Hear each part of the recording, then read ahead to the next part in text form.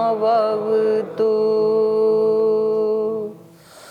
सहनौ भुनक्तु सह वीर्यं करवावहै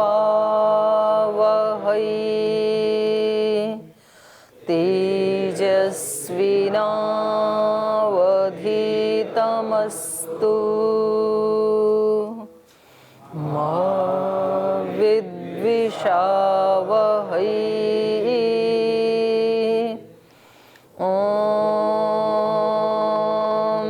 व्रतानां व्रतपते व्रतं चरिष्यामि तच्छकेयं तन्मे राध्यताम् इदमहमनृतात् सत्यमुपैमि। ॐ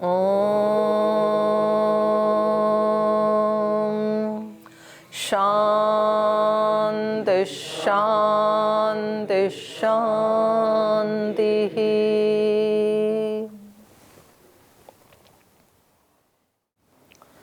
वाल्मीकि रामायण के अयोध्या कांड का 35वां सर्ग पढ़ रहे हैं, 36वां सर्ग पढ़ रहे हैं। 5 श्लोक इसमें पढ़े थे हमने। और श्री राम जो है तमसा नदी के किनारे, वहाँ रात्रि हो गई, पहला ही दिन है वन गमन का। और सुमंत्र जी ने अपने घोड़ों को घास खाने के लिए छोड़ दिया तमसा नदी के तीर पर। और अभी उनको अयोध्या का चिंतन कर रहे हैं श्री राम कि माता पिता के बारे में सोच रहा हूँ तो लगता है कि वो कहीं रो रो के अंधे तो नहीं हो जाएंगे। और सारे नगरवासी भी हमें वन में आया हुआ देख करके निश्चित रूप से आज दुखी ही हो रहे होंगे। लेकिन एक बात मेरे को शकुन देती है, जब मैं भरत के बारे में सोचता हूँ तो मुझे लगता है कि भरत बहुत धर्मात्मा व्यक्ति हैं और भरत जी के रहते माता पिता को कोई कष्ट नहीं होगा। और लक्ष्मण को भी बता रहे हैं कि आपका भी ये पहली रात्रि है वनवास की, तो आप कहीं उत्कंठित नहीं होना। तो इधर कभी सीता को देख रहे हैं कि जिन्होंने कभी वन का दर्शन भी नहीं किया, उनको भी आज जमीन पे सोना पड़ेगा। तो ये प्रसंग चल रहा है। तो आपको कुछ पूछना है तो पहले पूछ सकते हैं। पूछो। प्रणाम दीदी जी। आज महाशिवरात्रि है, तो महाशिवरात्रि में भगवान शिव जी की पूजा करते हैं। तो भगवान राम जी भी भगवान शिव जी की पूजा करते थे, तो वो कौन से थे, साकार थे या निराकार थे? 2 तरह के सुनते हैं, एक तो हम हिमालय पर्वत पर शिव जी रहते थे ऐसे सुनते आए हैं, और एक तो होते हैं निराकार शिव भी हैं। तो कौन से वाले शिव को भगवान राम जी उपासना करते थे? अगर मैं कहूँ कि साकार की करते थे तो क्या होगा, और यदि मैं कहूँ कि निराकार की करते थे तो आपका अगली प्रतिक्रिया क्या होगी? साकार की करते हैं तो वो किसी अपने से बड़े गुण वालों को देखकर उनकी उपासना करते हैं ताकि उनके गुण हमारे में आ जाए। ठीक है। यदि निराकार की उपासना करते हैं तो वो तो व्यापक हैं ही, सर्व जगह हैं, तो उनमें तो और अत्यंत अतिशयोक्ति गुण है उसमें, तो उनमें श्रेष्ठता देख के उनकी उपासना करते हैं। दोनों में तो हम सुनते हैं कि जो भगवान राम जी करते थे वो कौन से वाले की करते थे? नहीं तो दो मैं बता तो दिया, किसी की भी करो वो करते थे, बस इतनी बात तो हो गई ना। अब आपने अगला जो वर्णन किया कि दोनों के अलग अलग फल हैं, पर दोष किसी में भी नहीं है। सगुण की करते थे तो भी अच्छा ही है, अपने से अच्छा मानते होंगे, और निर्गुण की करते थे तब तो अतिशय गुण है।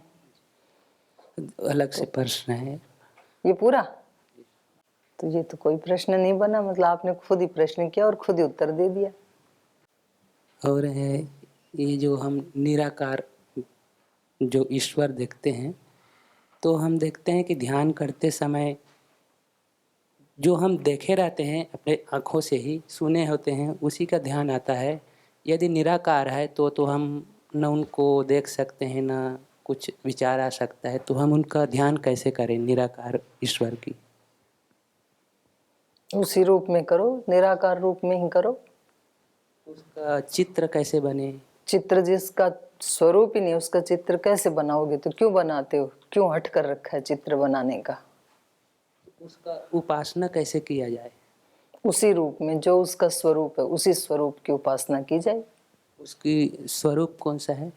आपने तो खुद ही बोला निराकार। हाँ, आपने तो खुद बोला कि निराकार, तो निराकार स्वरूप की उपासना करो।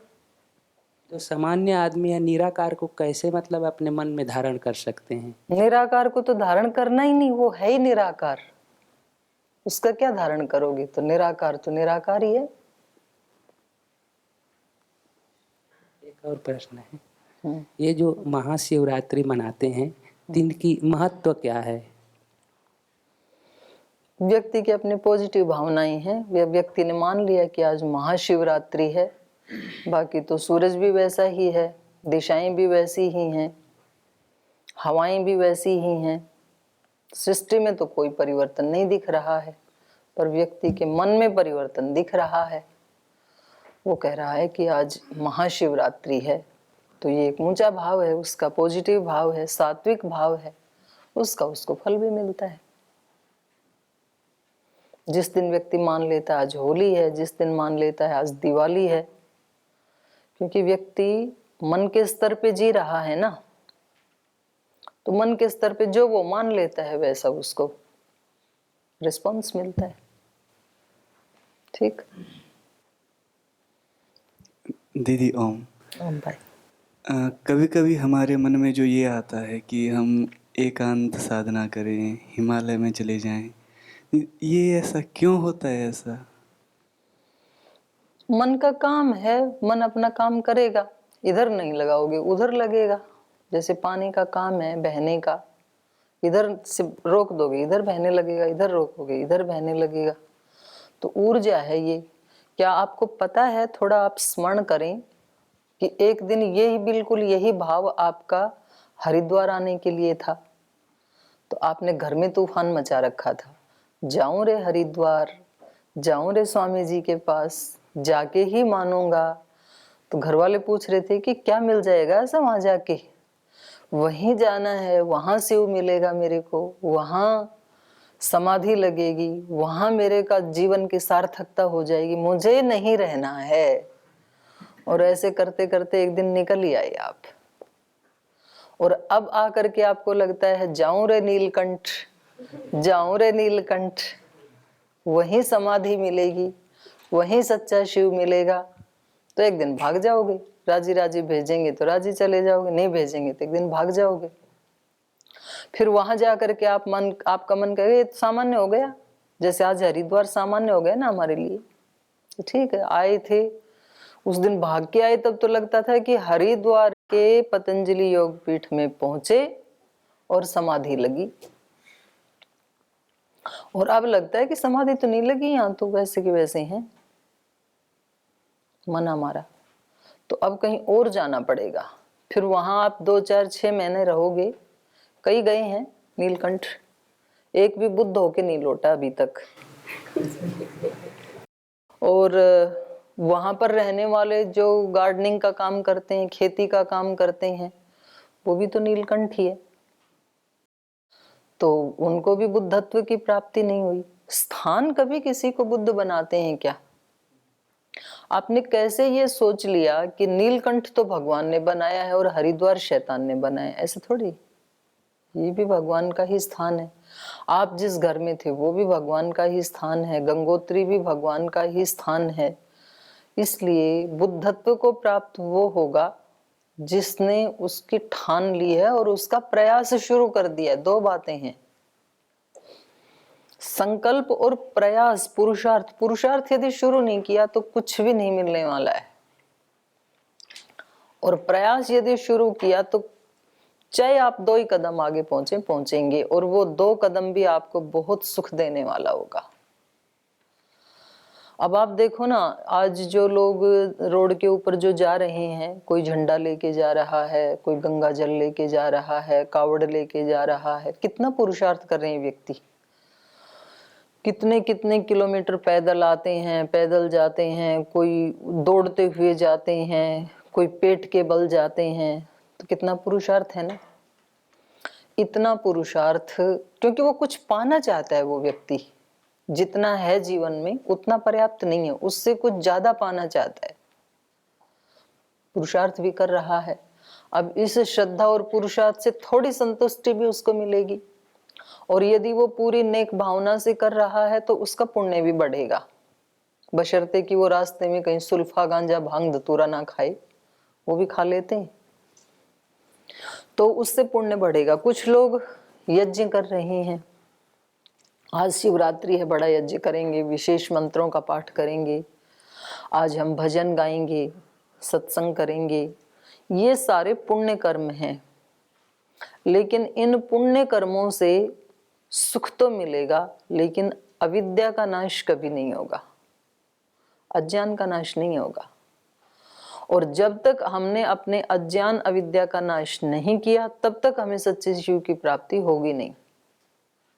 शिव का मतलब है विवेक ख्याति, तो उसके लिए फिर करना पड़ेगा। तो मैं ये कह रही थी कि इतना ही प्रयास यदि ये लोग अपने घर में बैठ करके अपने आचरण के ऊपर, अपने स्वभाव के ऊपर, अपने भावों के ऊपर, कर्मों के ऊपर थोड़ा गहरा डूब करके चिंतन करते और उनको थोड़ा हटा लेते, जो बुरा हमें मिला ढूंढते हुए उसको हटा लेते, और ढूंढते हुए अच्छा जो मिला उसको जीवन में धारण कर लेते, तो जरूर अगली शिवरात्रि तक कुछ तो उनके जीवन में स्थायी परिवर्तन होता।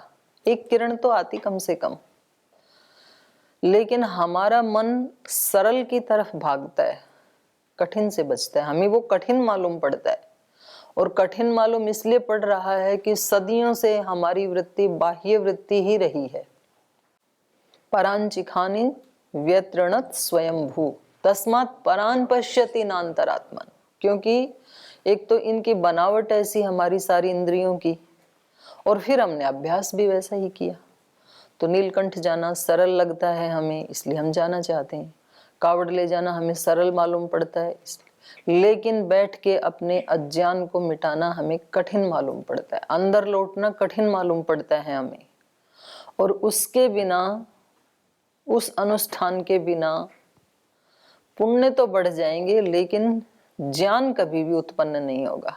किताब पढ़ने से भी ज्ञान उत्पन्न नहीं होगा। बेशक रामायण पढ़ लें, चाहे दर्शन पढ़ लें, चाहे उपनिषद पढ़ लें, व्याकरण पढ़ लें, चाहे साक्षात वेद भी क्यों ना पढ़ लें। वेद के 20,000 मंत्र याद थे कृष्ण भट्ट जी को, सस्वर, बड़ी बात होती है। पूरा ऋग्वेद याद था, और अनेकों सूक्त बाकी 3 मंत्रों के भी याद थे। आप लोगों ने देखा ना उनको, कृष्ण भट्ट जी को बहुत लोगों ने देखा। लास्ट में डिप्रेशन में आके बीपी शुगर होके अकाल उनकी मृत्यु हो गई। मतलब उनकी पत्नी छोड़ के भाग गई उनको। पहले तो जिसको वेद पाठ सिखाते थे वो उनकी शिष्या थी पहले, और वेद पाठ सिखाते सिखाते और उसी से शादी कर ली, उनके माता पिता ने भी कर दी। और फिर जो है उनका 3 बच्चे पैदा हुए, 3 लड़के पैदा हुए। तो वो एक लड़का तो रह गया, 2 लड़कों को लेके वो किसी पुरुष के साथ चली गई। अब वो व्यक्ति उसको बिल्कुल सह नहीं पाई, जीवन का जो आघात हुआ, और इतना डिप्रेशन में चले गए तो जीवन का ही अंत हो गया आखिर में।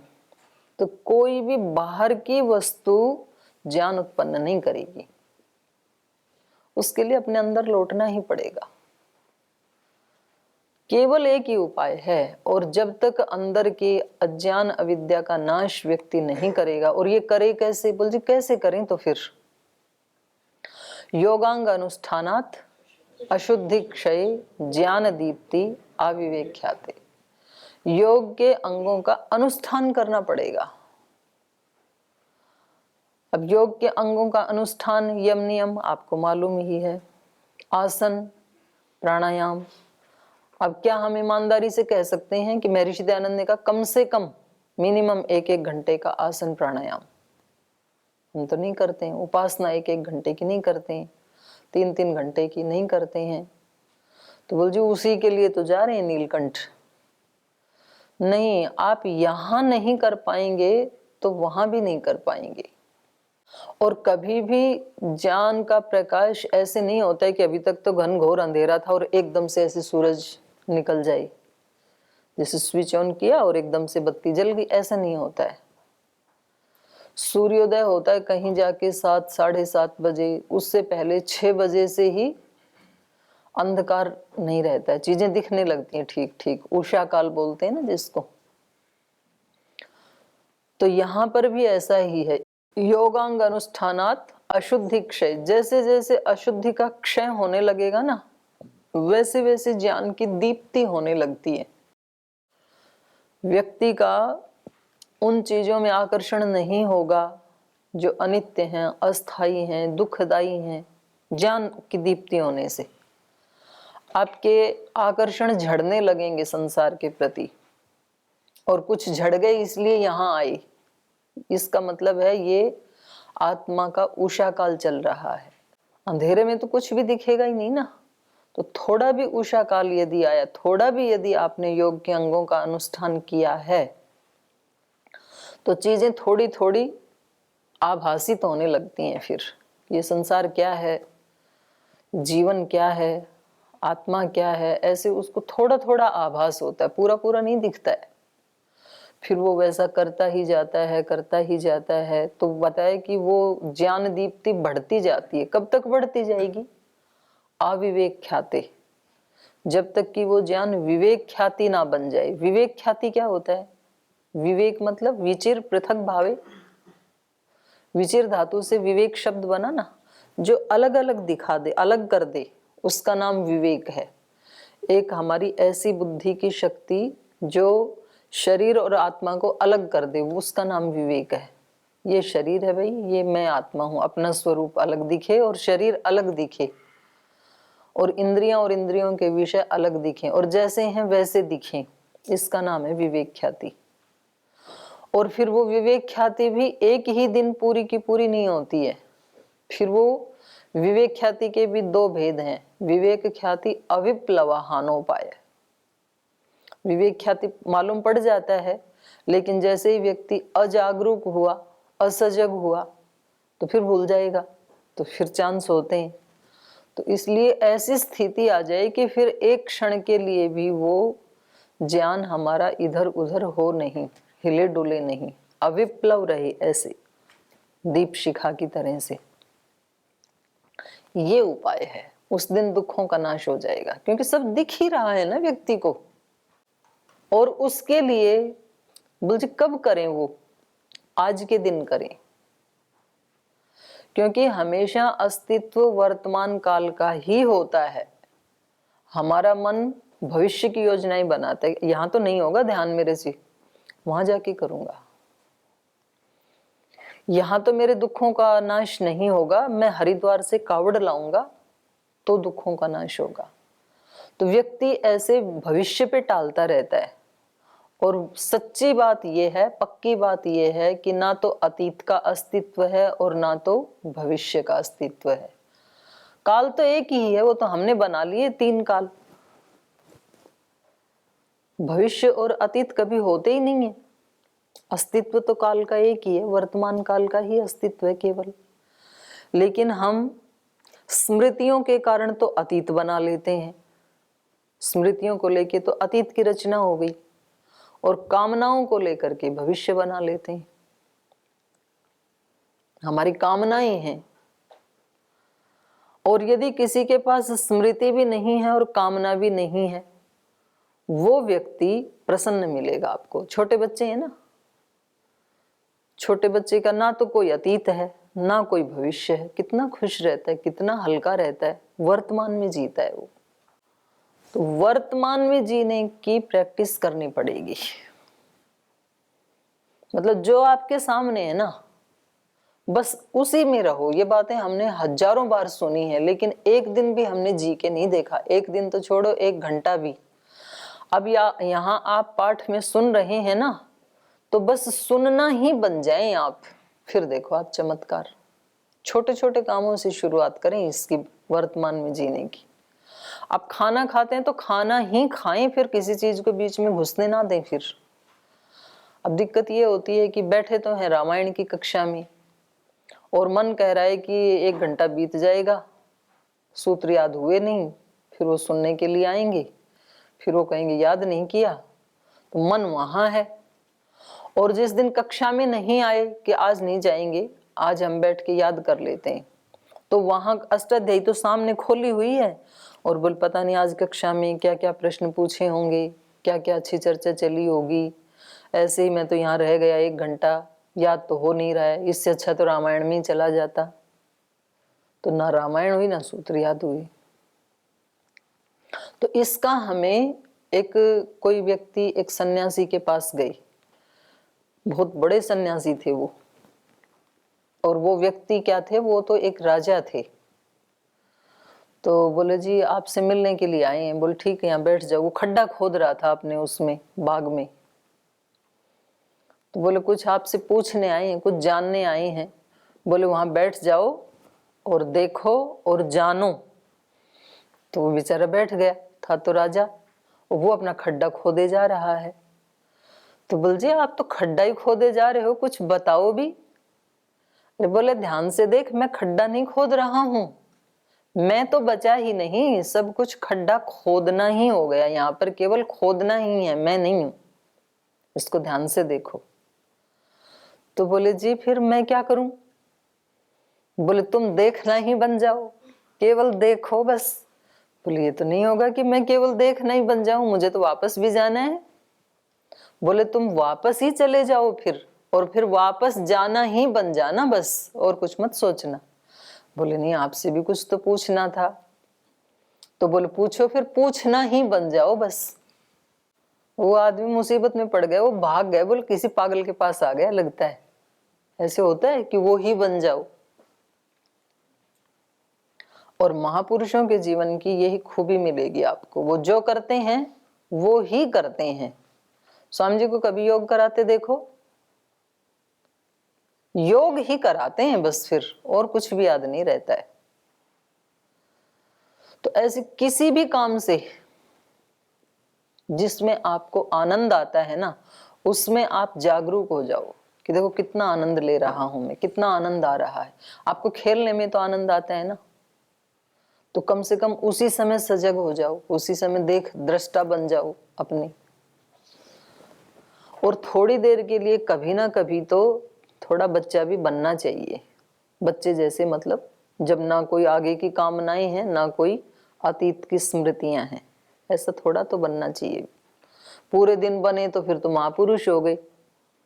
महापुरुषों का तो पूरा जीवन ही क्या बन गया, लीला क्रीड़ा। इसलिए हम कृष्ण के जीवन को जीवन नहीं कहते, कृष्ण लीला बोलते हैं। राम के जीवन को राम लीला बोलते हैं। लीला मतलब क्रीड़ा। और वेदांत दर्शन में इस सारी सृष्टि को भी ब्रह्म की लीला बताया है। क्रीड़ा है, उसकी लीला है। तो व्यक्ति का पूरा जीवन ही क्रीड़ा बन जाए, क्या कहना। 1 घंटा ही आनंद क्यों लो, पूरा जीवन ही आनंदित हो जाए तो बहुत ही अच्छी बात है। इतना नहीं होता है तो कुछ घंटे ऐसे जरूर बिताएं आप। पूज्य स्वामी मित्रदेव जी एक दिन मेरे से मिलने आए तो बोले जी मैं आजकल तबला सीख रहा हूँ। तो मैंने कहा बहुत अच्छी बात है, आनंद आता है ना। हाँ बोले बड़ा आनंद आता है। तो कुछ समय तो आप कुछ ऐसा काम करें जिसमें आपको आनंद आता है। आनंद आता है हमेशा क्रिएशन में।